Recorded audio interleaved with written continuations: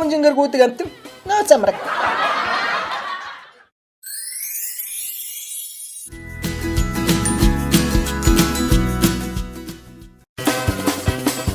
Нөхөр нь нэг ойтой охиндоо нүүр амаа шарах сорив болтол майжуулчихсан тул эхнэр нь хурдхан эмнэлэгт очиж үзүүлэхийг шаардж байна гинэ. Нөхөр энэ зэргийг шарахч гайгүй хөвднэ. Миний нэр хүндэд талтай байна. Чи хурдан эмчлэн наа.